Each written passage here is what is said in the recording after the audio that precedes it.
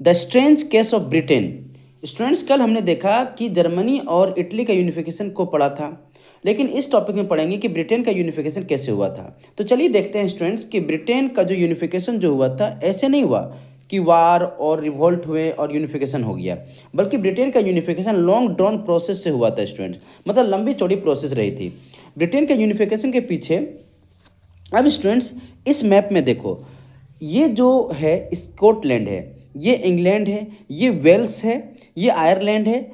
ठीक है स्टूडेंट, और ये जो स्टूडेंट्स आप देख रहे हैं, इनमें अलग अलग इतने आइडेंटिटी वाले लोग रहते थे। जैसे कि स्कॉटलैंड में स्कॉट लोग रहते थे, इंग्लैंड में इंग्लिश लोग रहते थे, वेल्स में वेल्स लोग रहते थे, और आयरलैंड में आयरिश लोग रहते थे। और स्टूडेंट, जो वेल्स था वो 1535 से इंग्लैंड का पार्ट था।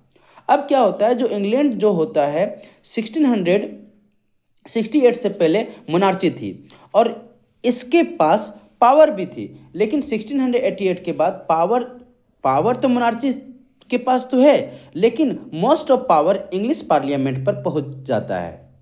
अब इंग्लैंड ने सोचा क्यों ना सारे आसपास के स्टेट को कैप्चर किया जाए और अपनी टेरिटरीज को एक्सपेंड किया जाए, और इंग्लैंड कुछ ऐसा ही करता है। सबसे पहले फोकस करते हैं स्कॉटलैंड पर, और उसके लिए इंग्लैंड क्या करता है कि वे अच्छी अच्छी बातें करते हैं स्कॉटलैंड के लोगों से और उनको कन्विंस करता है, और उसके साथ एक्ट ऑफ यूनियन साइन करवाता है।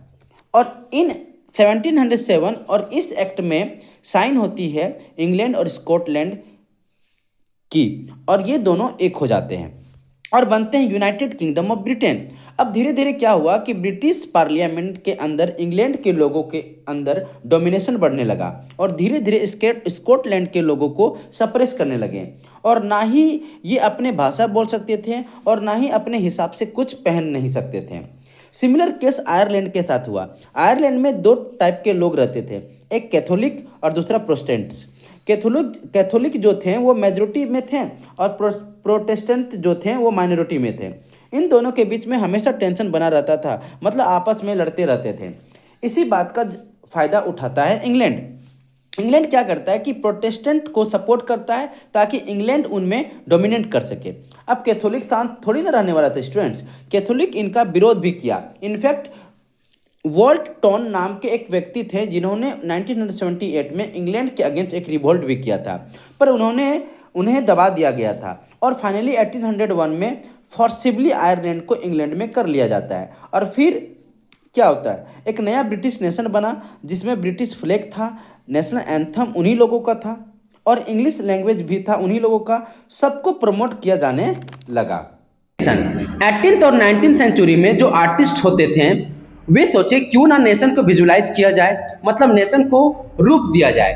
जैसे कि अगर हम बात करें इंडिया की, तो इंडिया को किससे रिप्रेजेंट किया जाता है? भारत माता से।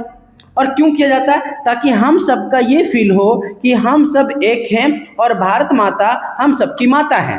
ठीक इसी तरह से यूरोप के अलग अलग आर्टिस्ट थे, उन्होंने अपने अपने नेशन के रूप देना स्टार्ट कर दिया, यानी अलग अलग फीमेल फिगर्स के थ्रू, जिन्हें एलेगोरीज भी बोला जाता है, ताकि लोगों में यूनाइटी बने रहे।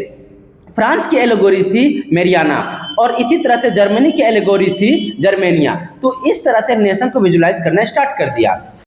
Nationalism and imperialism. नेशनलिज्म तो हम पढ़ते आ रहे हैं, है ना, मतलब अपने देश के प्रति भावना या प्यार होना नेशनलिज्म कहलाता है। होता क्या है, एंड ऑफ 19th सेंचुरी के अंदर नेशनलिज्म की फीलिंग जो होती है वो कन्वर्ट होने लगती है इंपीरियलिज्म में।